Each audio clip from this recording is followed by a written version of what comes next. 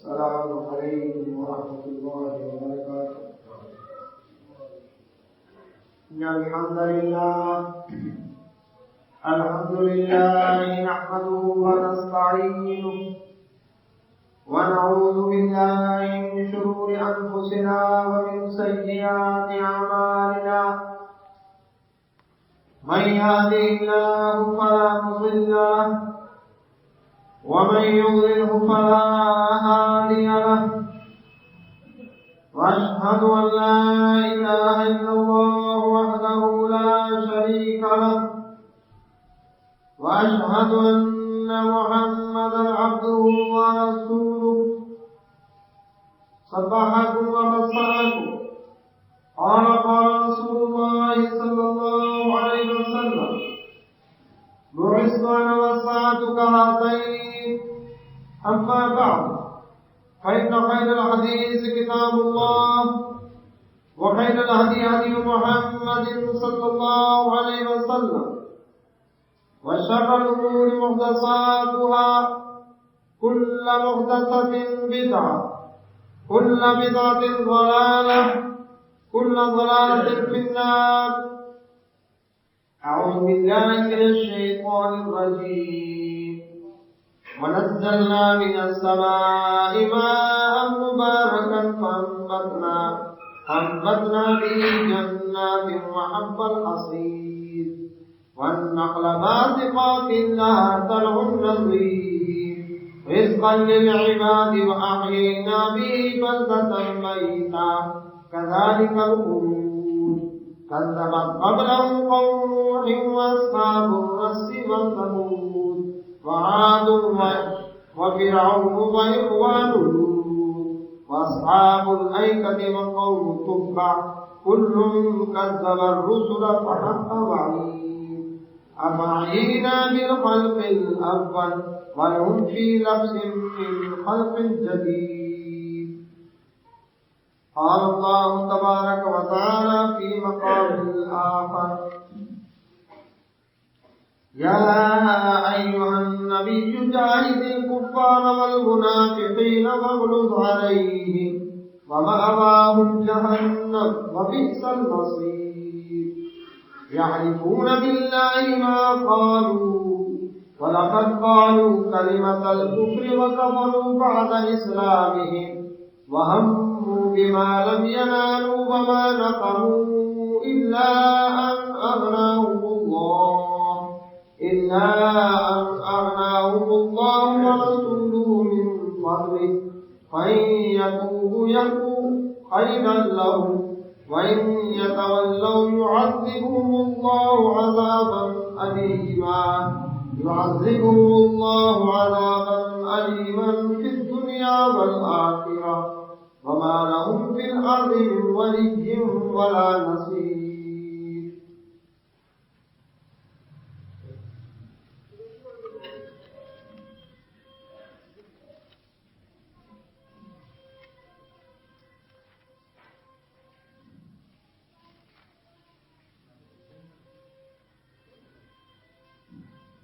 حمد و ثنا اللہ سبحانہ و تعالیٰ کے لیے، بے شمار صلاۃ و سلام نبی کائنات محمد رسول اللہ صلی اللہ علیہ وسلم کی ذات بابرکات پر.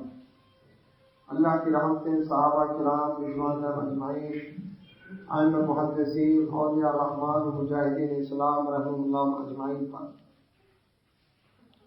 اللہ سبحانہ و تعالیٰ قرآن مجید فرقان حمید میں 10واں پارہ سورہ توبہ اس کی آیت نمبر 73 ارشاد فرماتے ہیں: یا ایھا النبی، اے نبی محمد رسول اللہ صلی اللہ علیہ وسلم، جاہد الکفار، کفار کے ساتھ جہاد کریں، والمنافقین واغلظ علیہم، اور منافقین کے ساتھ بھی جہاد کریں. کیسے کہ ان کے ساتھ سخت رویہ اختیار کریں. وَمَأْوَاهُمْ جہنم، ان کا ٹھکانہ جہنم ہے. وَبِئْسَ الْمَصِيرُ، اور وہ بڑی بری پھرنے کی جگہ. يَحْلِفُونَ بِاللَّهِ مَا قَالُوا، یہ اللہ کی قسمیں کھا کر کہتے کہ انہوں نے وہ بات نہیں کہی. جبکہ وَلَقَدْ قَالُوا كَلِمَةَ الْكُفْرِ، انہوں نے تحقیق رب کائنات فرماتے کفر والی بات کہی. وَكَفَرُوا بَعْدَ اسلامی، اپنے اسلام کے دعوے کے بعد اب یہ کافر ہو گئے.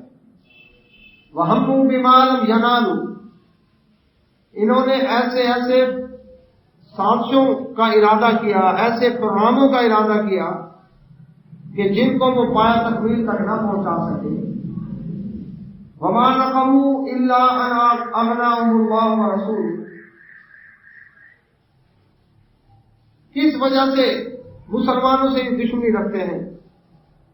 یہ نہیں انتقام لے رہے مگر اس بات کا کہ اللہ اور اس کے رسول صلی اللہ علیہ وسلم نے فضل اپنے فضل سے ان کی معیشت بہتر کر دی. فَيَتُوبُوا يَكُ خَيْرًا لَهُمْ، اگر ان توبہ کر لیں تو ان کے لیے بہتر ہے.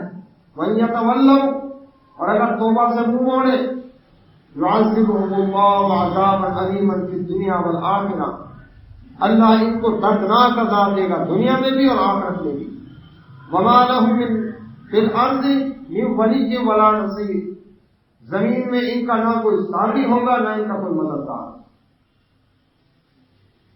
اللہ سبحانہ و تعالیٰ نے اپنے نبی محمد رسول اللہ صلی اللہ علیہ وآلہ وسلم کو کفار اور منافقین سے جہاد کا حکم دیا. کب یہ بات ہوئی؟ جب منافق کفار کو مکہ مکرمہ میں 13 سال کی مہلت دی گئی. ان کو سمجھایا گیا اس عرصے میں، معجزات دکھائے گئے، نشانیاں دکھائی گئی. مدینہ منورہ میں بھی جو کفر کرنے والے یہودی تھے یا وہ منافقین جنہوں نے ظاہر لبادہ اسلام کا اوڑھ لیا، ان کو بھی 9 سال تک مہلت دی گئی مدینہ منورہ میں. لیکن ان سب کے باوجود وہ اپنی شرارتوں سے، اسلام کے خلاف باتیں کرنے سے باز نہ آئے. دین میں طعنہ دینا، تنقید کرنا، مذاق اڑانا، غزوہ تبوک تک ان کو ڈھیل دی گئی. لیکن غزوہ تبوک سے واپسی پر یہ احکام نازل ہوئے کہ ان کے ساتھ اب وہ نرم رویہ اختیار نہیں کرنا. اب درگزر والی بات نہیں، ان کا ہر موقع پر، ہر سازش پر ان سے پوچھ گچھ کی جائے، ان سے ہر معاملے کے اندر ان کو واضح صاحب یہ فرق محسوس ہو کہ عام مسلمانوں کے ساتھ سلوک ہو رہا ہے اور ہمارے ساتھ اور ہو رہا ہے. اس لیے ان کے ساتھ سخت رویہ، نہ ان کی گواہیاں قبول کرنی ہے. انہوں نے کس انداز کے ساتھ کتنے مواقع پر اسلام کو ختم کرنے کے لیے سازشیں کی. مسجد ضرار کو اسلام کے خلاف ایک ہیڈ کوارٹر بنانے کی کوشش کی. مدینہ منورہ میں اوس اور خزرج کے 2 قبیلوں کو لڑوانے کی کوشش کی. مشرکین عرب کو مسلمانوں پر حملہ کی دعوت دی. ایک قبیلے کو اکسایا مسلمانوں کی قوت کو ختم کرنے کے لیے. اللہ کے نبی محمد رسول اللہ صلی اللہ علیہ وسلم پر بھی ان منافقین کی طرف سے حملے ہوئے، یہود کی طرف سے حملے ہوئے.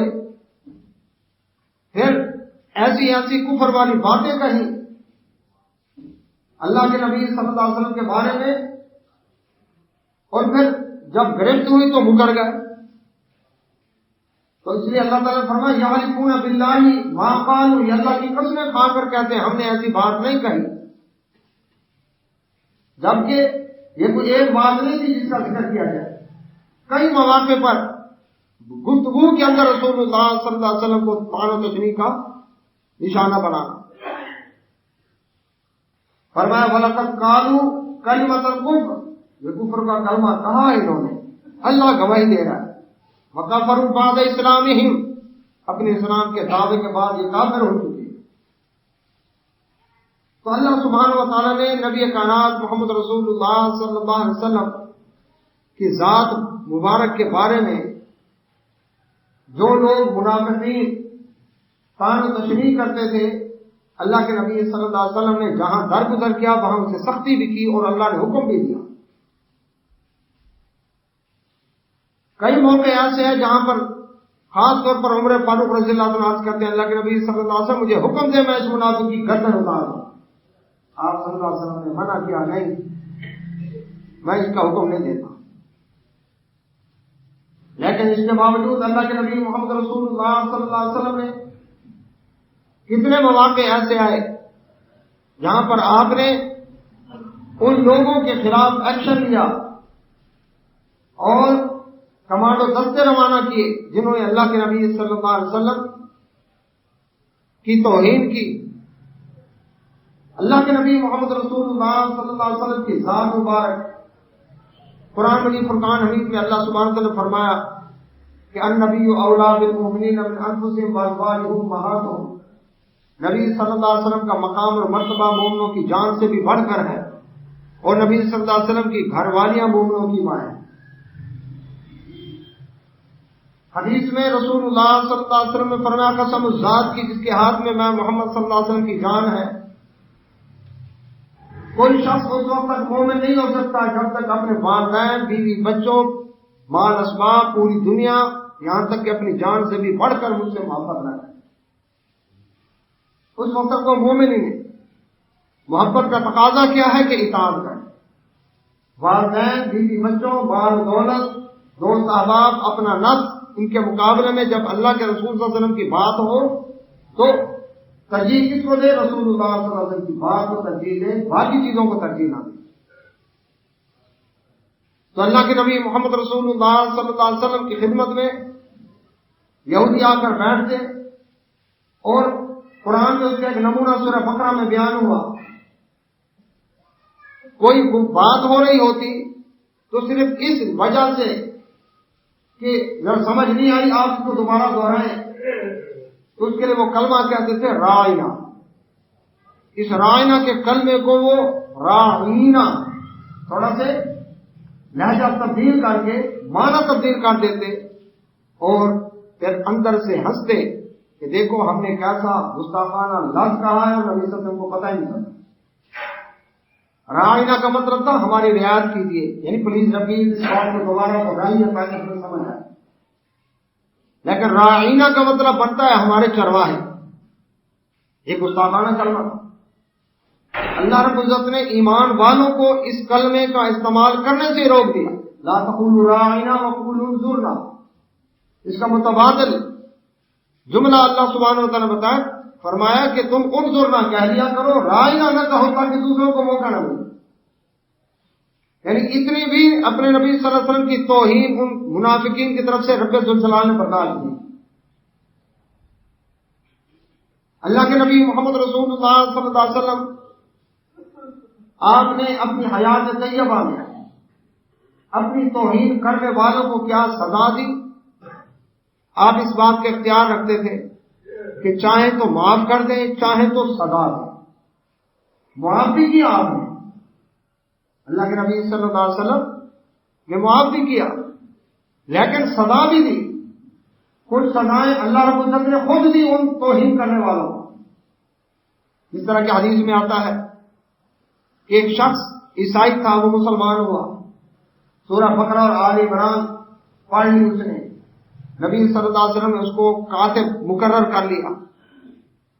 اب کچھ دنوں بعد لوگوں سے کیا کہنے لگا کہ میں نبی صلی اللہ علیہ وسلم کو جو کو لکھ کر دیتا ہوں وہ فرماتے ہیں یہ اللہ نے وہی دے دی۔ مرتد ہو گیا، فوت ہوا، عیسائیوں نے اس کو قبرستان میں دفن کیا، رات کو دفن کیا، صبح ہوئی، حدیث میں آتا ہے کہ قبر نے اس کی میت باہر نکالی، زمین نے اس کی لاش قبول نہیں کی۔ عیسائیوں نے کہا یہ مسلمانوں نے چھپ کر کوئی حرکت کی ہے، رات کو اس کی لاش باہر نکال دی ہوگی، دوسری جگہ دفن کرتے ہیں، ذرا زیادہ گہرائی میں دفن کرتے ہیں۔ دوسری رات گزری، دیکھا، صبح پھر اس کی لاش باہر نکلی۔ انہوں نے کہا پھر یہ حرکت کر گئے ہیں، چلو تیسری جگہ دفن کرتے ہیں اور زیادہ گہرائی میں دفن کرتے ہیں. اس کی میت کو تیسری رات زیادہ گہرائی میں دفن کیا. جب صبح ہوئی دیکھا پھر اس کی میت باہر پڑی. اب انہوں نے کہا اس کا مطلب ہے اللہ کا عذاب ہے. یعنی رسول اللہ صلی اللہ علیہ وسلم کی توہین کرنے والے کی لاش کو اللہ کے حکم سے زمین میں قبول نہیں کیا. کچھ سزائیں اللہ تعالیٰ نے خود دی, کچھ رسول اللہ صلی اللہ علیہ وسلم نے خود سزا دلوائی ان کو. اس کے بارے میں کہ ناموس رسالت, اللہ کے نبی محمد رسول اللہ صلی اللہ علیہ وسلم کے ناموس, کیا اس حوالے سے کیا احادیث میں, سیرت کتابوں میں, تاریخ میں کوئی حوالہ جات ملتے ہیں کہ اللہ کے نبی صلی اللہ علیہ وسلم نے اپنی توہین کا بدلہ دیا؟ جی, وہ خاکہ بھائیوں کے سامنے رکھتا ہوں. یہودی سردار کعب بن اشرف نے توہین رسالت کا ارتکاب کیا تو رسول اللہ صلی اللہ علیہ وسلم نے اس کے قتل کا حکم دیا اور اسے قتل کیا گیا. کعب بن اشرف یہودیوں کا سردار تھا. مدینہ منورہ کے اندر مسلمان عورتوں کی بے عزتی کے لیے گندے اشعار اس نے پڑھے, لوگوں میں پھیلائے. رسول اللہ صلی اللہ علیہ وسلم کی توہین کرتا. اللہ کے نبی صلی اللہ علیہ وسلم نے محمد بن مسلم رضی اللہ تعالیٰ عنہ صحابی کی ڈیوٹی لگائی اور جا کر اس شخص کو واصل جہنم کیا. یہ اللہ کے نبی صلی اللہ علیہ وسلم کی حیات طیبہ کا واقعہ ہے.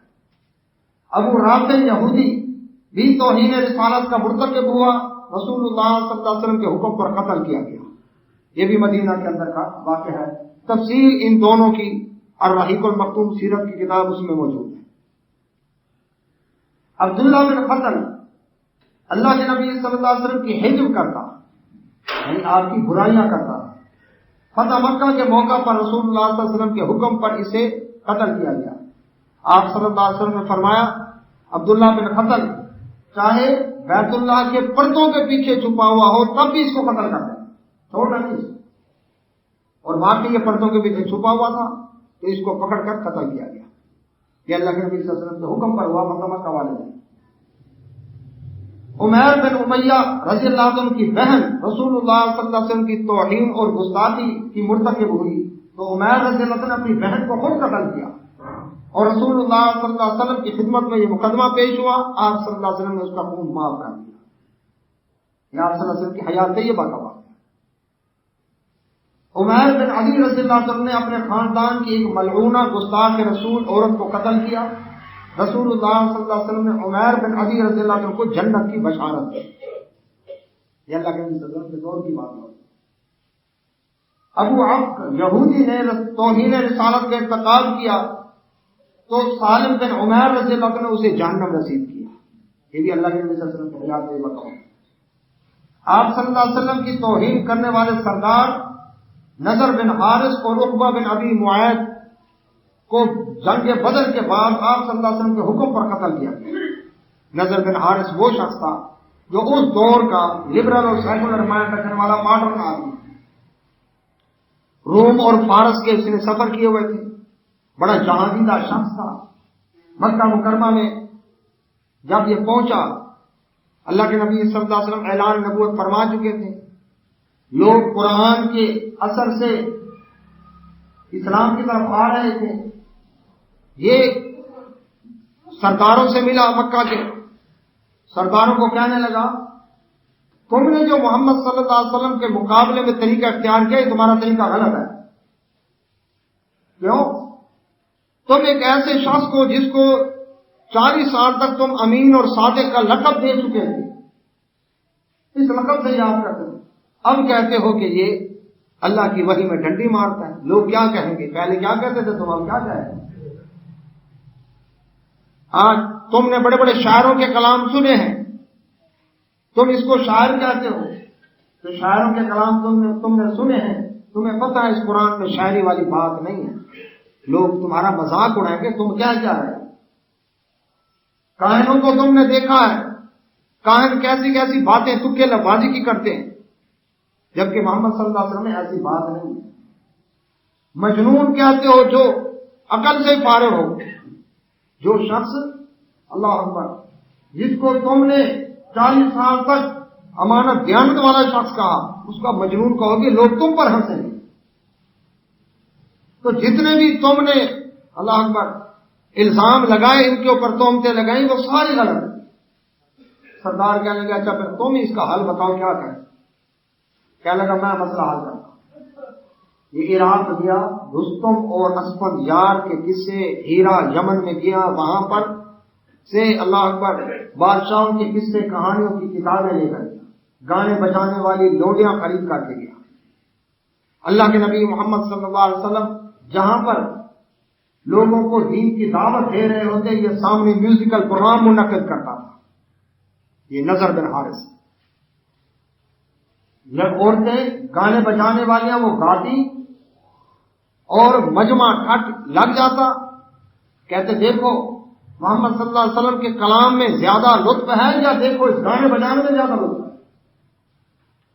جس کے بارے میں پتہ چلتا کہ کوئی شخص مسلمان ہوا، اس کے پیچھے گانے بجانے میں لونڈی کو لگا دے، اس کو شراب پلا، اس کو گانا گا، اس کو ناچ کے اس کا دل بہلا، اور اس کو یہ پیسے بھی ہیں، اس کو پیسے دے کر اس کو باپ دادے والے دین کی طرف لے جا۔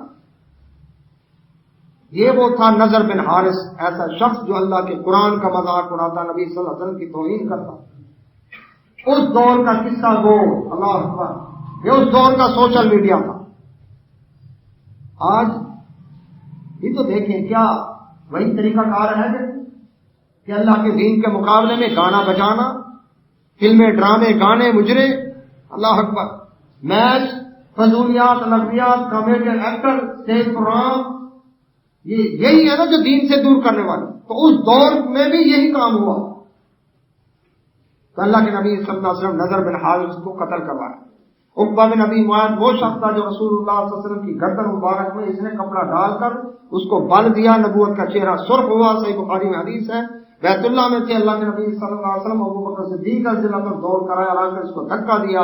وہی لگا افسوس تیرے اوپر، اتقتلون رجلا ان یقول ربی اللہ، اس شخص کو اس وجہ سے قتل کرتا ہے، وہ کہتا ہے میرا رب اللہ ہے۔ انہوں نے ان کو بھی مارنا شروع کیا، 3 دن کے بعد ہوش آیا۔ اور یہی عقبہ بن ابی معاذ بدبخت تھا کہ سجدہ کی حالت میں تھے، نبی صلی اللہ علیہ وسلم یہ ان کی اوجری لا کر نبی صلی اللہ علیہ وسلم کی کمر مبارک پر ڈال دی۔ تو اس کو بھی بدر کی جنگ کے بعد نبی صلی اللہ علیہ وسلم کے حکم سے قتل کیا گیا۔ اللہ کے نبی محمد رسول اللہ صلی اللہ علیہ وسلم کے دور میں حویرث ایک شخص، اس کو فتح مکہ کے بعد رسول اللہ صلی اللہ علیہ وسلم کے حکم پر قتل کیا گیا۔ یہ بھی آپ صلی اللہ علیہ وسلم کی توہین کرتا تھا۔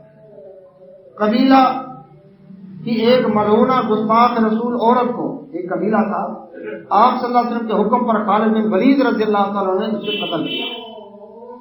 عبداللہ بن ام مکتوم رضی اللہ تعالیٰ کی لونڈی اللہ کے رسول صلی اللہ علیہ وسلم کو گالیاں دیتی تھی، جس میں آتا ہے کہ عبداللہ بن مکتوم رضی اللہ تعالیٰ نے اس کو سمجھاتے، وہ باز نہ آئی، پھر اس نے حرکت کی، پھر سمجھایا، باز نہ آئی۔ ایک رات اس نے انتہا کر دی تو انہوں نے خنجر سے اس کا پیٹ پھاڑ دیا، وہ حاملہ تھی، اس کا حمل بھی ضائع ہوا۔ اس لونڈی سے ان کے 2 بچے بھی تھے، بیٹے تھے۔ مدینہ میں یہ اور لڑکی عورت قتل ہوئی، بات پھیلی کہ قتل ہو گیا ہے، اللہ کے نبی صلی اللہ علیہ وسلم تک اطلاع پہنچی۔ آپ صلی اللہ علیہ وسلم نے لوگوں کو اکٹھا کیا، آپ صلی اللہ علیہ وسلم نے فرمایا اب سامنے ہے وہ شخص جس کے اوپر میرا حق ہے، مسلمان ہے اور میرا حق سمجھتا ہے، جانتا ہے کہ ایک رسول کا حق کیا ہوتا ہے ایک امتی کے اوپر، اس کی وجہ سے وہ سامنے آیا۔ عبداللہ بن مکتوم رضی اللہ عنہ نابینا صحابی، کون سے نابینا صحابی؟ جو مسجد نبوی کے اندر نبی صلی اللہ علیہ وسلم کی طرف سے مؤذن مقرر تھے۔ یہ وہ صحابی جو صبح کی اذان دیا کرتے تھے۔ یہ عبداللہ بن مکتوم رضی اللہ تعالیٰ عنہ جو نبی صلی اللہ علیہ وسلم کے پاس مسئلہ پوچھنے کے لیے آئے، کچھ کافروں کے سردار بیٹھے ہوئے تھے، تو آپ صلی اللہ علیہ وسلم ان کی طرف متوجہ تھے، چاہتے تھے کہ یہ دین کی طرف آ جائیں۔ ان کافروں نے تیوری چڑھائی کہ یہ نابینا شخص، اللہ اکبر، ہمارے سرداروں کے پاس جو ہم اتنے اعلیٰ قسم کے لوگ ہیں ہمارے پاس آ کر بیٹھ رہا ہے۔ تو اللہ کے نبی صلی اللہ علیہ وسلم سے وہ مسئلہ پوچھنے آیا تھا۔ آپ صلی اللہ علیہ وسلم نے اس صحابی کو، اللہ اکبر، کہا کچھ نہیں، مقصد یہ تھا کہ یہ آج کی بجائے کوئی اور دن آ جاتا، میں ان کو تبلیغ کر رہا ہوں اور یہ اس کی وجہ سے ناک منہ چڑھا رہے ہیں، تو اللہ کے نبی صلی اللہ علیہ وسلم کی پیشانی مبارک پر صرف تیوری آئی. اب بتائیں نابینا شخص اس نے دیکھی تو نہیں کہ اس کی دل آزاری ہوئی ہوگی؟ کہا بھی کچھ نہیں اس کو کہ اس ٹائم کیوں آئے ہو، صرف تیوری چڑھائی. اور اللہ نے قرآن میں آیت نازل کر عبس وتولی ان جاءه الاعمى وما يدريك لعله يزكى او يذكر فتنفعه. ایک نابینا شخص آپ کے پاس آیا اور آپ نے تیوری چڑھائی اور منہ پھیرا. اللہ اکبر. اس نے نہیں دیکھا، اللہ نے آنکھ سے دیکھا. اللہ کے نبی محمد رسول اللہ صلی اللہ علیہ وسلم اس آیت کے نازل ہونے کے بعد عبداللہ بن مکتوم رضی اللہ عنہ جب آتے فرماتے یہ میرا وہ صحابی جس کی وجہ سے اللہ نے مجھے ڈانٹا تھا. یہ وہ عزت والا صحابی کہ خدیجہ رضی اللہ تعالیٰ عنہ کے رشتہ دار تھے، تو بیوی کے تعلق کی وجہ سے بھی ان کی عزت کرتے تھے اللہ کے نبی صلی اللہ علیہ وسلم. اب قتل ہو گیا ان کے ہاتھ سے، کامتے ہوئے اللہ کے نبی صلی اللہ علیہ وسلم خدمت ہو. عرض کیا اللہ کے نبی صلی اللہ علیہ وسلم یہ میں نے قتل کیا ہے، یہ میری لونڈی تھی، ہیرو جیسے خوبصورت میرے دو بیٹے ہیں لونڈی، یہ آپ کو گالیاں دیتی تھی، میں نے بڑا سمجھایا اس کو، رات اس نے انتہا کر دی، میں نے خنجر سے اس کا پیٹ پھاڑ دیا، ان سے برداشت نہ ہوا، اس لیے اللہ کے نبی صلی اللہ علیہ وسلم میں حاضر ہوں. آپ صلی اللہ علیہ وسلم فرمایا قسم اس ذات کی جس کے ہاتھ میں میری جان ہے، میں محمد صلی اللہ علیہ وسلم اس لونڈی کا خون معاف کرتا. عبداللہ بن مکتوم رضی اللہ عنہ کو بیع کر دیا. تو یہ اللہ کے نبی صلی اللہ علیہ وسلم کی حیات طیبہ کا بات ہے. اسی طرح سے اللہ اکبر، ایک شخص مکیز پہلے اسلام لایا پھر مرتد ہوا، مکہ جا کر رسول اللہ صلی اللہ علیہ وسلم کو گالیاں دینے لگا. اس کے خاندان کے ایک مسلمان نمیلہ بنت عبداللہ رضی اللہ عنہ نے اسے جہنم نصیب کیا. اسی طرح سے ملعون خسرو پرویز فارس کا بادشاہ، اس نے رسول اللہ صلی اللہ علیہ وسلم کی خط مبارک کی توہین کی تو اللہ تعالیٰ نے اسے اس کے بیٹے کے ہاتھوں قتل کروایا. کوئی سزائیں اللہ نے خود دی، کوئی نبی صلی اللہ علیہ وسلم نے خود دی، کسی کو معاف بھی کیا. اب یہ اللہ کے نبی صلی اللہ علیہ وسلم کی حیات طیبہ کے واقعات. آپ صلی اللہ علیہ وسلم کے بعد مسلمانوں کی تاریخ میں کیا ایسے کوئی واقعات ملتے ہیں؟ جی وہ بھی ملتے ہیں. عبد الملک بن مروان کے عہد میں گورنر یمن ایوب بن یحییٰ نے ایک عیسائی کو توہین رسالت کے جرم میں قتل کروایا. عبد الملک بن مروان نے اس پر اظہار مسرت کیا، اس نے توہین کیا نبی صلی اللہ علیہ وسلم کی، اس عیسائی کو قتل کروایا گیا سرکاری طور پر، اور اس کے اوپر خلیفہ نے مسرت کا اظہار کیا کہ اچھا کام کیا. 850 عیسوی میں قرطبہ کے اندر ایک عیسائی پادری یولوجیس نے باقاعدہ توہین رسالت کی تحریک کا آغاز کیا. اس نے ایک لڑکی کو ساتھ ملایا جس کا نام فلورا تھا. دیکھ لیں وہ اپنے ہیروز کے ناموں کو ابھی تک یاد رکھے ہوئے ہیں. فلورا بوتل کا نام رکھ دیا تاکہ اس عورت ملعون عورت کا نام دنیا میں باقی رہے. تو وہ عورت کیا تھی؟ جس کی ماں عیسائی تھی، باپ مسلمان. ماں نے اس کو اللہ کا عیسائیت کی تربیت دی، اسی پادری یولوجیس کے حوالے کیا. تو ان دونوں نے مل کر اندلس کے اندر توہین رسالت کی تحریک چلائی، یعنی اللہ کے نبی محمد رسول اللہ صلی اللہ علیہ وسلم کی گستاخی کری. جمعہ کی نماز سے جیسے مسلمان مسجد سے باہر نکلتے، اس نے بندے تیار کیے، وہ کھڑے ہو کر نبی صلی اللہ علیہ وسلم کی نعوذ باللہ گالیاں دیتے اور وہ پکڑے جاتے، ان کو پھانسی پر چڑھایا جاتا. انہوں نے کہا یہ شہید اول، یہ شہید دوم، یہ شہید سوم، ان کے نام پر لاشوں پر سیاست کی اور تحریک کی. یہ کہا اس نے. تو یولوجیس پادری نے باقاعدہ جب یہ مہم کا آغاز کیا تو امیر عبد الرحمان کے بیٹے نے اس کو جہنم رسید کیا. اس کے بعد سن 1183 عیسوی کے اندر کل کے صلیبی کمانڈر ریجنالڈ نے رسول اللہ صلی اللہ علیہ وسلم کے بارے میں توہین آمیز کلمات کہے تو صلاح الدین ایوبی رحمۃ اللہ علیہ تڑپ اٹھا. اس نے قسم کھائی کہ جب تک اس ملعون سے توہین کا بدلہ نہیں لوں گا، نہ میں محل میں جاؤں گا، نہ ہی نیا لباس پہنوں گا. سلطان نے بیت المقدس فتح کیا تو سب سے پہلے اس ملعون کمانڈر ریجنالڈ کو جہنم رسید کیا، تب اس کا کلیجہ ٹھنڈا ہوا. اس کے بعد سن 1924 میں ہندوستان میں، یعنی برے صغیر پاک و ہند تقسیم سے پہلے کی بات ہے، راجپال ایک ہندو شخص نے رنگیلا رسول کے نام سے ایک کتاب شائع کی. جس میں اللہ کے نبی محمد رسول اللہ صلی اللہ علیہ وسلم پر تعدد ازواج کے حوالے سے کہ آپ صلی اللہ علیہ وسلم کی نجی زندگی، ازواج مطہرات، اس حوالے سے اس نے بکواسیں کی. اللہ پر بہت دل آزار جملے اس نے اس کے اندر لکھے. تو 6 اپریل سن 1929 کو غازی علم دین شہید رحمۃ اللہ علیہ نے اسے جہنم میں ڈالا. اور اس کتاب کا جواب علمی طور پر مولانا ثناء اللہ امرتسری رحمۃ اللہ علیہ نے مقدس رسول کتاب لکھ کر علمی جواب دیا. آج بھی وہ مارکیٹ میں ملتی ہے، نیٹ پر بھی موجود ہے. 1933 میں آریہ سماج حیدرآباد سندھ کے سیکرٹری نتھو رام نے ہسٹری آف اسلام کے نام سے ایک پمفلٹ شائع کیا، جس میں رسول اللہ صلی اللہ علیہ وسلم کے بارے میں زبردست زبان درازی کی گئی. تو غازی عبد القیوم نے نتھو رام کو کمرہ عدالت میں قتل کیا. انگریز جج نے قہر آلود نظروں سے دیکھتے ہوئے غازی عبد القیوم سے پوچھا تو نے اسے کیوں قتل کیا؟ تو غازی عبد القیوم نے جواب دیا اس خنزیر کے بچے ہیں، میرے نبی صلی اللہ علیہ وسلم کی شان میں گستاخی کی تھی اور اس کی یہی سزا ہے. غازی عبد القیوم گرفتار کر لیے گئے، مقدمہ چلا. 19 مارچ 1935 کو پھانسی دی. 1943 میں شیخو پورہ میں ایک ملعون سکھ چنچل سنگھ نے اللہ کے نبی صلی اللہ علیہ وسلم کی شان اقدس میں توہین کی. قصور کے ایک نوجوان نے سکھوں کے بھرے مجمع کے اندر اسے جہنم حاصل.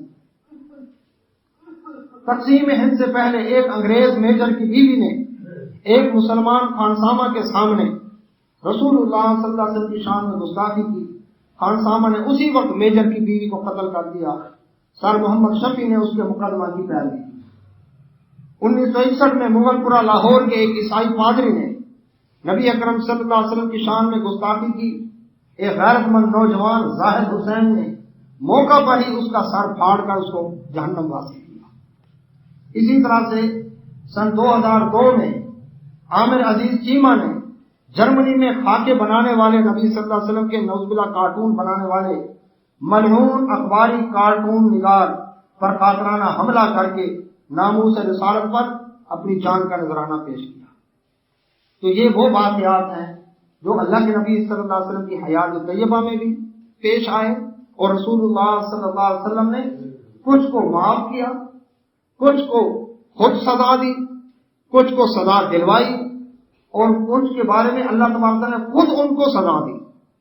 ابو لہب کو رب ذوالجلال نے خود سزا دی. یہ اللہ کے نبی صلی اللہ علیہ وسلم کی اللہ پر توہین کرتا، بددعا دیتا. تب اللہ کا لہٰذا دعوتنا کے الفاظ اسی کے کہے ہوئے تھے کہ نعوذ باللہ تمہارے ہاتھ ٹوٹ جائیں، جس کے جواب میں اللہ تعالیٰ نے تب جزا بلا بھی مطلب صورت نازل کی.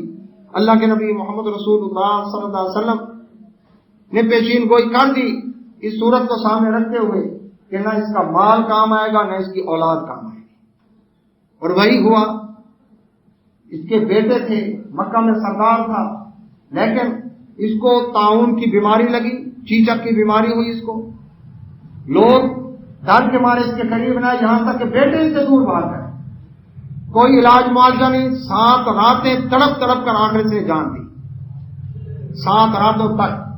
اس کے بعد اس شخص کو اللہ اکبر موت آئی، واصل جہنم ہوا.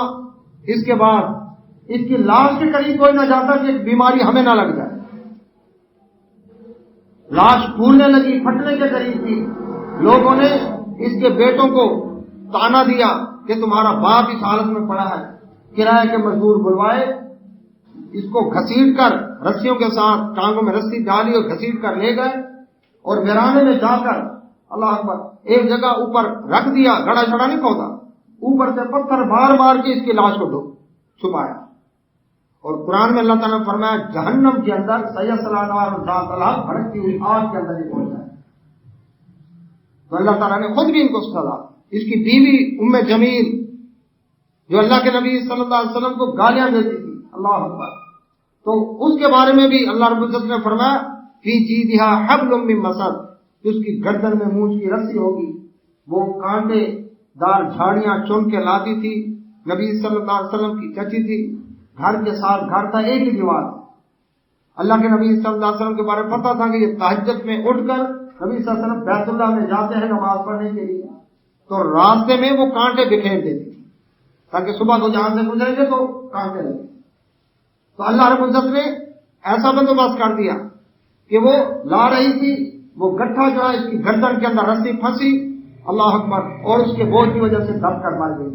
تو جہنم کے اندر بھی اس کے گردن میں مونچھ کی رسی ہوگی. اللہ اکبر. ابو جہل امت کا فرعون، نبی صلی اللہ علیہ وسلم میری امت کا فرعون ابو جہل ہے. تو اس کے بارے میں 8 اور 10 سال کی عمر کے 2 بچے اللہ تعالیٰ نے ان کے ہاتھوں سے اس کو مروایا، بچوں کے ہاتھوں سے. اسی طرح سے ابی بن خلف اللہ کے نبی صلی اللہ علیہ وسلم کو کہتا تھا میں یہ گھوڑا پال رہا ہوں، 7.5 کلو دانہ روز ڈالتا ہوں اس کو، میں اس پر بیٹھ کر میں تمہیں قتل کروں گا. اللہ کے نبی صلی اللہ علیہ وسلم فرمایا تو مجھے نہیں، انشاءاللہ میں تجھے قتل کروں گا. اور بالکل ایسے ہوا کہ ابی بن خلف ایک جنگ میں سامنے آیا، اسی گھوڑے پر اللہ کے نبی صلی اللہ علیہ وسلم نے ایک صحابی سے نیزہ لے کر اس کی طرف پھینکا، اس کو ہلکی سی خراش ادھر لگی، ایسے ڈکراتا تھا جس طرح بیل ڈکراتا، اس طرح چیخوں کی آواز ہوتی. دوسرے کہتے ہلکی سی خراش ہے، اتنا تڑپ رہا ہے، بڑا جیدار آدمی ہے. کہتا تمہیں کیا پتا، یہ اگر سارے مکہ والوں پر تکلیف جو مجھے ہو رہی ہے اگر تقسیم کر دی جب سارے پڑھ کے مر گئے، مجھے محمد صلی اللہ علیہ وسلم نے قتل کر دیا، تڑپ تڑپ کر مر گیا. ابی بن خلف اللہ کے نبی صلی اللہ علیہ وسلم خود اپنے ہاتھ پر. تو اسی انداز کے ساتھ اللہ کے نبی محمد رسول اللہ صلی اللہ علیہ وسلم کی حیات طیبہ سے لے کر اب تک کی تاریخ آپ بھائیوں کے سامنے رکھیں. ضیاء دور کے اندر آرڈیننس پاس ہوا توہین رسالت کے حوالے سے کہ اس کو ملک کے حوالے سے قانونی شکل دی جائے. تو 295A آئین پاکستان کی دفعہ 295B 295C یہ 3 دفعات کا اضافہ کیا گیا کہ کوئی شخص قرآن کی توہین کرتا ہے، کسی کے مذہب کی توہین کرتا ہے، اس پر یہ شک آئے گی. اور 295C یہ اللہ کے نبی محمد رسول اللہ صلی اللہ علیہ وسلم کی شان میں کوئی شخص گستاخی کرتا ہے تو اس اللہ پر شک کو اس پر لاگو کیا جائے گا. اب اس دور میں تو نہیں، بعد میں صرف کون اٹھے؟ لبرل سیکولر مائنڈ رکھنے والے، غیر ملکی فنڈوں پر پلنے والی NGOs، اور اس کے بعد یہاں کا اقلیتی طبقہ خاص طور پر عیسائی حضرات یہ کھڑے ہوئے اور صاف انہوں نے بینر لگے ہوئے تھے یہ کالے قانون ہے. ان قوانین کو کیا کہا تھا؟ کالے قانون. اور اس کے خلاف تحریک چلائی، دب جاتی، پھر اٹھتی، پھر دب جاتی. ادھر ناموس رسالت کے پروانے کھڑے ہو جاتے کہ ہمیں اس پر کمپرومائز برداشت نہیں ہے. حکمرانوں نے کئی دفعہ کوشش کی کہ اس شک کو ختم کیا جائے، اس پر کئی بہانے سامنے آئے اللہ اکبر کہ اس کا ناجائز استعمال ہوتا ہے. دیکھیں جی کوئی شخص اٹھے اور کسی کے اوپر یہ مقدمہ کر دے اور وہ ناجائز ہو، ناجائز استعمال ہوگا، لہٰذا اس شک کو ختم کر دیا جائے. جواب یہ ہے ایماندار سے بتائیں پاکستان میں جتنے قوانین ہیں ان میں سے کس قانون کا ناجائز استعمال نہیں ہو رہا؟ چوری، ڈکیتی، اللہ پر جھوٹے پرچے، جھوٹے مقدمے کیا عدالتوں میں نہیں آتے؟ اس کا کیا حل نکالتے؟ کیا وہ قانون ختم کر دیا جاتا ہے یا جج کا کام ہے ججمنٹ کرنا کہ کون سچا، گواہیوں شہادتوں کو سامنے؟ عدالت کا کام ہے کہ جھوٹے کو ایک طرف اور سچے کو ایک طرف کیا جائے. اللہ اکبر. اور اگر یہ صرف اتنی بات کہ اس کا ناجائز استعمال ہو سکتا ہے تو پھر اوروں کا بھی ہو رہا ہے اور قوانین کا، پھر سارے قوانین ختم کر دیے جائیں. دوسرا بہانہ اللہ اکبر. دوسرا بہانہ یہ ہے کہ جناب بات یہ ہے کہ اقلیتوں کے اوپر لٹکی ہوئی ایک تلوار ہے، اس کے ذریعے سے اقلیتیں ہر وقت بیچاری تھر تھرا رہی ہیں. نتیجہ کیا نکلا؟ جس عیسائی کے پاس کاروبار نہیں، کام کاج نہیں، ویلا پھر رہا ہے، کیا کرے گا؟ اللہ کے نبی صلی اللہ علیہ وسلم کی توہین کی، گرفتار ہوا، عدالت میں مقدمہ چلا، NGOs کو پتا چلا، پوری دنیا میں شور مچا. اب غیر ملک پریشر ڈالنے لگے، حکمرانوں نے ہاتھ کھڑے کر دیے اور ان کو لے کر انہوں نے ان لوگوں کو ہاتھوں ہاتھ لیا، ان کو ایوارڈوں اور ان کو انعاموں سے نوازا. جس کی مثال ایوب مسیح سلامت مسیح خانوال کی عدالت نے ان کے توہین رسالت والی حرکت کو سامنے رکھتے ہوئے سزائے موت کا فیصلہ کیا. عدالت ہے، جج ہے، اس نے گواہیاں لی ہیں، اس نے شہادتیں لی ہیں، اس نے پروف لی ہیں، سارے اس مقدمہ چلا ہے، پیشیاں ہوئی ہیں، اور اس کے بھی سب وکیل پیش ہوئے. سب کے بعد وہ جج فیصلہ دے رہا ہے سزائے موت ایوب مسیح سلامت مسیح. جی اس کو پتا چلا، دنیا میں بات پھیلی، شور مچا، یہ ظلم ہے ظلم ہے. نتیجہ کیا نکلا؟ نتیجہ یہ نکلا ہائی کورٹ نے بری کر کے جرمنی بھجوا دیا. جرمنی نے ہاتھوں ہاتھ لیا، وہ قوم کے ہیرو بن گئے. دوسرے نمبر آسیہ مسیح، اس نے یہ حرکت کی، اس کو بھی عدالت نے سزائے موت کا فیصلہ دے دیا. فیصلہ جج کا تھا، کسی مولوی کا نہیں تھا. فیصلہ جج کا تھا، کسی شیخ الحدیث کا نہیں تھا. جج نے ساری گواہی اور شہادتوں کو سامنے رکھنے کے بعد فیصلہ دیا. لیکن اس کے اوپر وہی معاملہ ہوا، شور مچا، این جی اوز کھڑی ہو گئی، تحریک کھڑی ہو گئی. جناب 295 سی یہ شیخ ختم کی جائے، توہین رسالت والی یہ شیخ ختم کی جائے. اب اس کے اوپر کیا ہوا؟ آسیہ مسیح کے لیے گورنر سلمان تاثیر نے بھاگ دوڑ، اتنی بھاگ دوڑ کی کہ اس کو آخرکار اللہ اکبر اس کا مقدمہ ختم کروا کے امریکہ بھجوا دیا اور پریس کانفرنس کی، کہا کہ یہ کالے قوانین ختم کر کے ہم رہیں گے. اب یہ مہم چلتی رہی، میڈیا پر بھی آتے رہے، ٹی وی اینکروں نے باتیں کی، اسکالر آئے، علماء کرام نے وضاحتیں کی، اور جناب ناجائز استعمال ہوتا ہے، جواب دے چکا ہوں. پھر کیا کہا جی؟ اللہ اکبر اللہ اکبر. اس کے بارے میں اقلیتوں کو تحفظات ہیں. سوال یہ پیدا ہوتا ہے کہ جس طرح کسی ملک کا جھنڈا اس کا آئین ایک اس کا شعار ہے، اس کے بانی، امریکہ میں رہتے کوئی شخص امریکہ کا جھنڈا جلائے، بغاوت کا مقدمہ ہوگا کہ نہیں ہوگا؟ بلوچستان میں جنہوں نے پاکستان کا جھنڈا جلایا، بغاوت کا مقدمہ ہوا ان کے اوپر؟ نہیں ہوا. ملک میں کوئی بانیہ پاکستان یا اقبال کے خلاف گالی گلوچ کرے، بغاوت کا مقدمہ ہوگا کہ نہیں ہوگا؟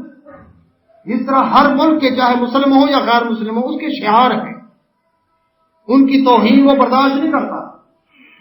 اسلام کے بھی ایک شعار ہے، اللہ، اس کے رسول محمد صلی اللہ علیہ وسلم، قرآن، حدیث، داڑھی، پردہ، نماز، مسجد، حج، عمرہ، اللہ اکبر، روزہ، زکات، یہ اسلام کے شعار ہیں. تو اسلام کے جو قوانین ہیں جو اللہ رب العزت نے سراسر رحمت قرار دی، ان قوانین کو جو شخص کالے قانون کہے، امریکہ میں رہتے ہوئے امریکی قوانین کو کوئی شخص کالے قانون کہے، بغاوت کا مقدمہ ہوگا کہ نہیں ہوگا؟ پاکستان میں رہتے ہوئے کوئی شخص پاکستانی قوانین کو کالے قانون کہے، بغاوت کا مقدمہ ہوگا کہ نہیں ہوگا؟ عدالت لگی ہوئی ہے، چیف جسٹس موجود ہیں، سپریم کورٹ لگی ہوئی ہے، فل بینچ موجود ہے. اللہ پر ایک شخص کھڑا ہو کر کہے جج صاحب آپ جو فیصلہ کر رہے ہیں کالے قانون کے تحت کر رہے ہیں، ایماندار سے بتائیں توہین عدالت کا مقدمہ ہوگا کہ نہیں ہوگا؟ اسلام کے قوانین کو کالے قانون کہے اور کوئی ایکشن نہ لیا جائے. ہو جی ٹھیک ہے، لیکن ایک شخص کیسے یہ فیصلہ کر سکتا ہے کہ یہ اس نے جرم کیا ہے اور وہ خود اس کو سزا دینا شروع کر دے؟ بالکل ٹھیک بات ہے. اسلام میں اختیار ہر شخص کو نہیں دیا گیا کہ وہ خود قانون نافذ کرنے لگ جائے. کہتے ہیں اس کے لیے عدالتیں موجود ہیں، بالکل موجود ہیں. ایوب مسیح سلامت مسیح کا مقدمہ عدالت میں تھا، کیوں بری کر دیا گیا؟ سزائے موت تمہاری عدالت نے دی، تمہارے جج نے فیصلہ کیا تھا. آسیہ مسیح کا تمہارے جج نے فیصلہ کیا، تمہاری ہی عدالت نے فیصلہ کیا تھا. قانون لے کر جب وہ گئے، اللہ پر مقدمہ لے کر گئے، تو اس کا پھر کیا بنا؟ کہ جب قانون پر عمل درآمد خود نہیں کرو گے تو نتیجہ کیا نکلے گا؟ پھر یہی نکلے گا ہر شخص قانون خود ہاتھ میں لے گا. اللہ اکبر. ہر شخص جب قانون ہاتھ میں لے گا تو پھر یہی کام ہوگا. اس لیے کیا ہے؟ قوانین. ہاں جی مقدمہ لے کر آئے عدالت میں، توہین رسالت کا مقدمہ ایک شخص ریٹ کرتا ہے، اللہ رپورٹ کرتا ہے. اس رپورٹ کے بارے میں پتہ کیا؟ کمشنر صاحب کے سامنے وہ رپورٹ پیش ہوگی، چاہتے گوائیں، وہ فیصلہ کریں گے یہ توہین رسالت کی شک میں یہ آتا ہے مقدمہ کے نہیں آتا. تھوڑا اپنے گریبان میں بھی جھانکیں. ایم کیو ایم کے الطاف حسین نے کہا جس نے ہمارے ہیڈ کوارٹر پر آپریشن کے لیے حملہ کیا وہ تھے ہو جائیں گے. بغاوت کا مقدمہ ہوا، پارلیمنٹ نے قرارداد پاس کی، چاروں صوبائی اسمبلیوں نے اللہ اکبر کہا کہ یہ بغاوت ہے. اپنے بارے میں تھے ہو جائیں گے، اتنا اشارہ بھی پکڑ لیا جائے کہ اس نے قتل کی دھمکی دی ہے، اور محمد صلی اللہ علیہ وسلم کے بارے میں فیصلہ کرے گا کمشنر صاحب کہ یہ اس زمرے میں آتا بھی ہے کہ نہیں آتا.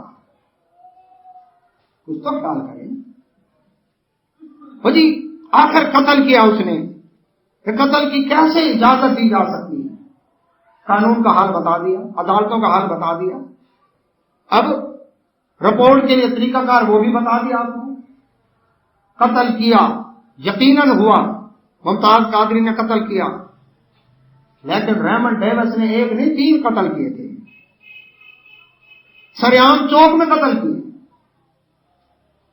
اس کو جو پروٹوکول ملا، لاکھوں روپیہ اس کا روزانہ کا خرچہ، سیکورٹی اور خوراک اس کی اللہ پر ہائی، اللہ پر وہ کہاں انٹر کانٹیننٹل ہوٹل سے کھانا آتا، عام قیدیوں والا کھانا نہیں ملا اس کو، نام قیدیوں کے ساتھ رکھا گیا. اور اس کے بعد چلو جی وہ دوسرے ملک کا اللہ پر سفارت خانے کا ملازم ہے، حالانکہ اس پر بھی دیکھیں جو پہلے دن وائس آف امریکہ کہتا ہے امریکی سفیر کو گرفتار کر لیا گیا. جب دنیا میں جھوٹ کا پول کھلا کہا سفارت خانے کا ملازم کو گرفتار کر لیا گیا. بعد میں پتہ چلا نہ وہ سفیر تھا نہ سفارت خانے کا ملازم تھا، وہ کرایہ کا ہنڈا تھا جو سفارت خانے نے ہائر کیا تھا، اور پورے ملک میں خود کو دھماکے کرنے والوں کو منظم کر رہا تھا. پورے ملک میں اس نے تحریک کھڑی کی تھی کہ ملک کے خلاف بندے کھڑے کیے جائیں انڈیا کے تعاون کے ساتھ. 1 نہیں 2 نہیں 3 قتل کیے، 2 خود ہاتھ سے مارے، ایک جو گاڑی کی زد میں آ گیا اور وہ مرا. 3 قتل ہوئے اس کے ہاتھوں. اس کو کیا سزا دی؟ اس نے تو 1 کیا، اس نے 3 کیے. اس کے لیے عدالت جیل کے اندر لگتی ہے، جج جیل میں بیٹھتا ہے، وہاں جا کر فیصلہ دیتا ہے. راتوں رات کس چیز کا؟ وارثان نے دیت لے کر معاف کر دیا ہے، اور دیر ہی لگائی بھی وارث کہاں ہیں پتہ ہی نہیں، نہ وارثوں کا نام و نشان، پتہ نہیں اڑا دیا گیا، غائب کر دیا گیا، اغوا کر دیا گیا، کوئی پتہ نہیں. وارثوں نے معاف کر دیا اور اس کو فوراً پلیٹ میں رکھ کر امریکہ کے حوالے کر دیا. 3 قتل کیے، 3 قتلوں کا مجرم اللہ اکبر. وہ بھی عدالت کا فیصلہ تھا جو اس کو معاف کر کے بھیج رہی ہے. لوگوں نے کہا ٹھیک ہے ممتاز قادری نے قتل کیا، ریمنڈ ڈیوس کو اگر دیت دے کر اس کو معاف کیا جا سکتا ہے، ہم اس کی دیت دینے کو بھی تیار ہیں. سلمان تاثیر گورنر کے اللہ اکبر گھر والوں کو ہم مناتے ہیں اور دیت دیتے ہیں، رقم اکٹھی کر کے دیتے ہیں. لیکن اس کے لیے فیصلہ راتوں رات دیر نہیں لگائی اور کام کر دیا گیا. وہ تو رہا ہوتا تب بھی ہیرو تھا اور دنیا سے چلا گیا تب بھی ہیرو. بات یہ ہے اللہ پر یہ ہمارا ڈبل معیار قانون کا کیوں ہے؟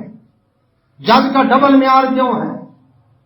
امریکہ کو خوش کرنے کے لیے امریکہ کا دباؤ تھا، ادھر عوام کا دباؤ نہیں تھا.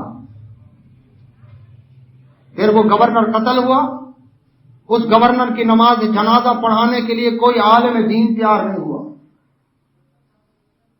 کوئی عالم دین. سرکاری علماء جو محکمہ اوقاف سے تنخواہ لیتے ہیں وہ بھی تیار نہیں ہوئے. وزیر اعلیٰ ہاؤس کا سرکاری امام اس نے کہا میں نہیں پڑھاتا. علی حجویری کے مزار کی مسجد کا سرکاری امام اوقاف کا خطیب اس نے کہا میں نہیں پڑھاتا. بادشاہی مسجد لاہور کے امام اللہ خطیب نے کہا میں بھی نہیں پڑھاتا. کسی عالم دین نے نماز جنازہ پڑھانے سے انکار کر دیا. کیسے ہوا جنازہ؟ نیٹ پر کلپ دیکھا ہوا تھا. ہیلی کاپٹر سے میت اتاری گئی، نیچے مجمع تھا اور وہ بھی کوئی گنے چنے افراد تھے، امبوہ کثیر نہیں تھا. اس کے بعد نہ کوئی صفے بندی دکھائی گئی نہ کوئی امام دکھایا گیا، نہ یہ کہ آگے میت پڑی ہے پیچھے امام جنازہ پڑھا رہا ہے. بس 2 دفعہ اللہ اکبر کی آواز آئی، وہ بھی شاید آڈیو ریکارڈنگ کی گئی ہو، اس کے بعد میت اٹھا کر ہیلی کاپٹر میں گئی. کوئی مسلمان اس کا نماز جنازہ پڑھنے کو تیار نہیں ہوا. اس کے بعد عیسائیوں نے گرجا گھروں کے اندر شمع روشن کی.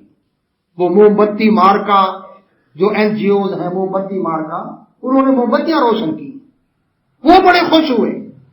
تو ٹھیک ہے، ایک علامہ، اللہ اکبر، کینیڈین اللہ اکبر علامہ کیا کہتے ہیں جی؟